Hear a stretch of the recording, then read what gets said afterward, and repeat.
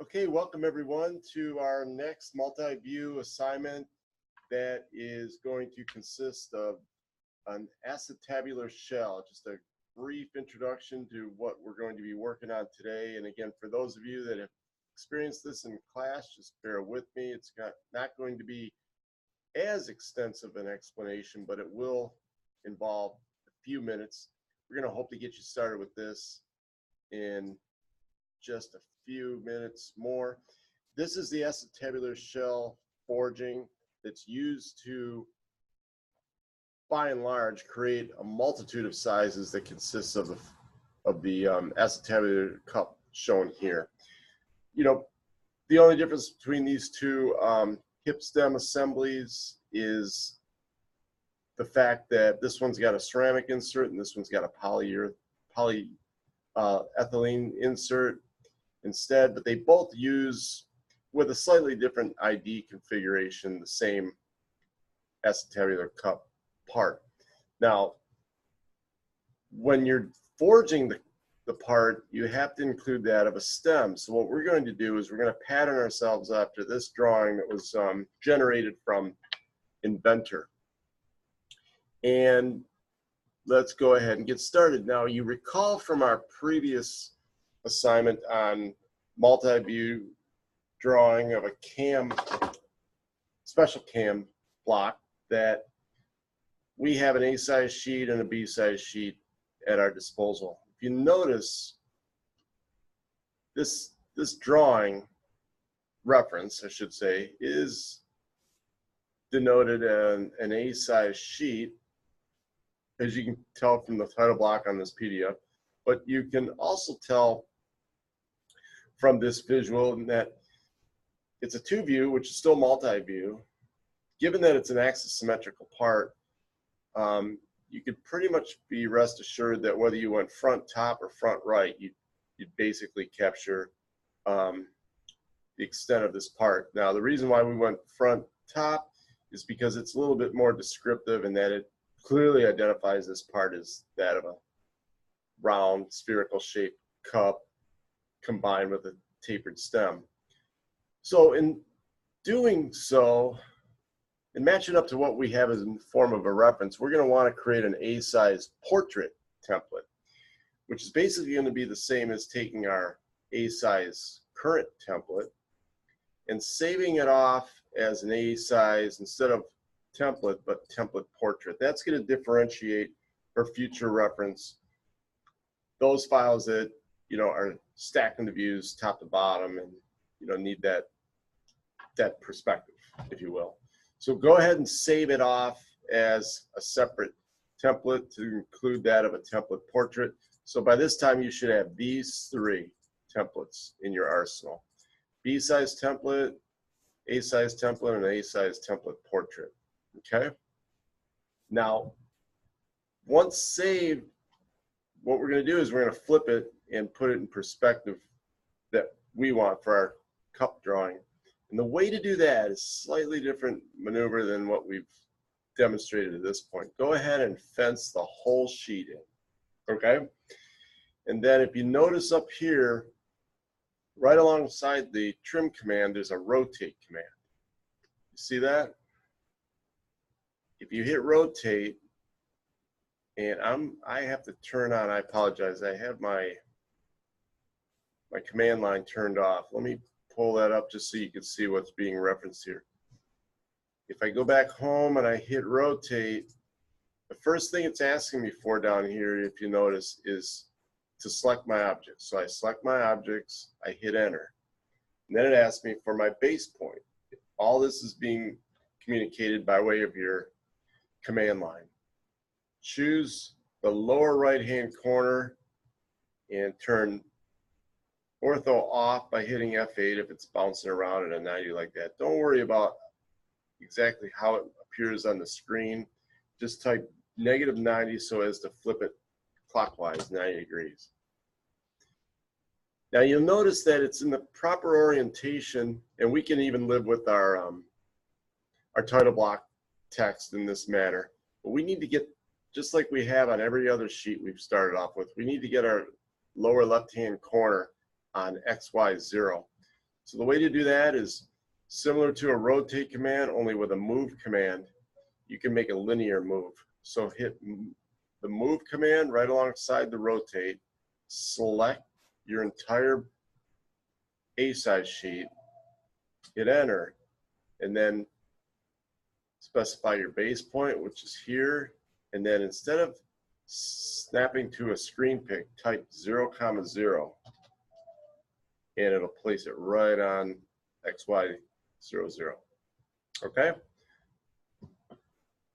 Now I would go ahead and do another save as, only call this part the part it's going to be intended to be. But before you do that, let's go ahead and finish off our part by saving it. Now we have our A size portrait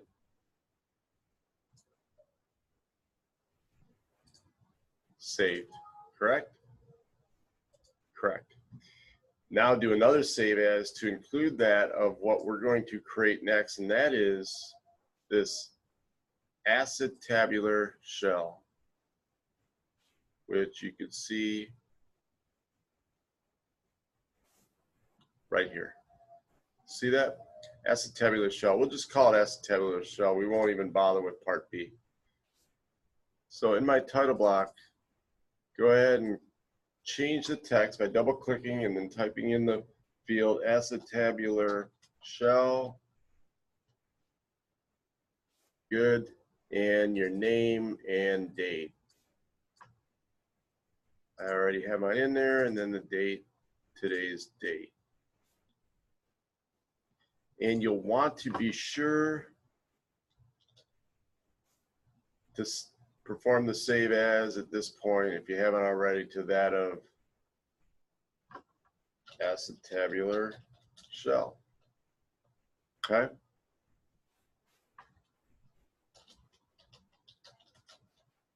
There we go. And include the part B if you like. It's totally up to you. So I'm going to save over what I had already in there, and I'm going to get started. All right? First order of business. And we should have done this with our template file, but instead we're going to have to do it twice over, because later you'll have to go in and assess your template file. But basically, what I need is I need to adjust these layers to include that of what we have used previously. So go new layer, and we want a center line. Go new layer, and we want dimension. Okay, now the dimension is going to be yellow, remember, and continuous, and it's going to have a 0.3 line weight. Notice I just click over line weight, I click over line type, or I click over color, and I can change these as I create them. The other one I created is center line. We want to make that red, if you recall, and we want to load the center to, and we already have hidden line, the title block's there, visible line. We're going to change that to green. I think, save for making that 0.7, I think that should be your lineup. And again, if you have it already, you don't even have to go through these steps, but unfortunately I had not changed them on my initial drawing. So once that's done, it looks like what you see here. You're good to go. I would double check on status, get the green check mark by visible line, because that's what we're going to start off drawing. Now, we're not going to worry necessarily at this point with centering our views to our sheet. What we will end up doing is having our views directly in line with one another. But for the here and the now, let's just start drawing the shell itself. So what I always do, regardless of whether I'm constructing viewports up front or not, is I start with my most descriptive, or in this case, front view, which has already been defined for us, and then generate my top view from there. This isometric view of the shell that's shaded is not going to be something we create on account of the fact that this is a result of the parametric software package that this was drawn from in the beginning. So don't worry about drawing that isometric. We're going to just draw this orthographic 2-view drawing. All right. So keep this PDF as a reference and make sure that along the way we will interact with that. But for the here and the now, and starting off, let's start off with drawing in the shell or the conical portion of this part. Notice I have a 2 1/4 diameter and I have a 1 3/4 inner diameter. So an outer diameter of 2 1/4 inches and an inner diameter of 1 3/4 inches that have a center that, while it's not implicit, it's implied, is right on the center point of, or midpoint of this line right here. All right, that's easy enough to construct. What we're going to do is we're going to draw a circle, and then we're going to draw it with a diameter because that's the known, and we're going to go right about in this region, and we're going to type the diameter of 2.25, right? And then while we're at it, we might as well switch layers to that of the hidden line and draw another diameter circle of 1.75. You could draw your visible lines, then hidden, then blends. You know, there is a hierarchy, but at the same time, we're quite comfortable with this part in constructing it by switching off between what amounts to 2 layers. Okay, not a big deal there. Now we're going to draw that horizontal line that basically bisects this sphere. And in doing so, we're going to basically use the line command. First off, I got to switch back to the visible layer, right? Then I'm going to use the line command, and I'm going to hover over the center, and I'm going to band out to the left. Remember, this is called tracking. And as soon as I hit that X, I know that I'm on the circumference, click, come across, click. If for whatever reason it's not snapping in the way you see it on your screen right now, go down to the blue square and make sure that you have center, midpoint, and endpoint. And I even like to keep perpendicular. At a minimum, these should be checked off. All right. Escape that. You know what comes next. If we want to eliminate a segment, just hit the trim command. I'm just going to capture the whole thing with a fence, hit enter, and delete that and that. And again, I'm cleaning it up as I go along, but we're at this stage of the class where there are a number of different approaches in which we could take this on. All right. Next, let's go ahead while we're at it and generate this stem, shall we? 2.33 up, and it's 5/8 offset each way with a 3-degree inclusive taper. The way you would go about that is the following. I'm going to offset up this base with my offset command 2.33. So with the offset command, I type 2.33. Whoops. Let's try that again. 2.33.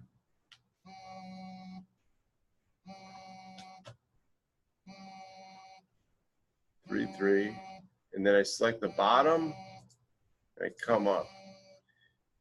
Now, let's draw a center line. Even though there's not one shown here, there needs to be a center line piercing this part. Not sure why I left that off. So go line. Actually, let's go change our layer to center line. Hover. Come down. You know, I ballpark about 1/8, and then I'm just going to come up about so.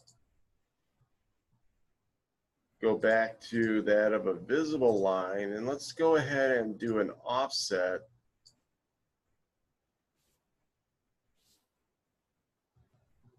from our center line of 0.3125, which is precisely half of our 5/8 generated here.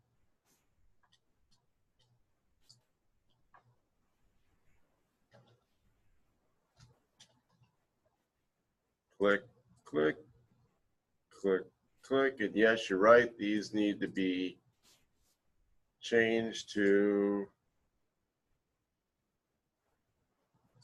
that of visible lines, okay? Now, one quick thing before we generate the remaining blends and circles that comprise the top view.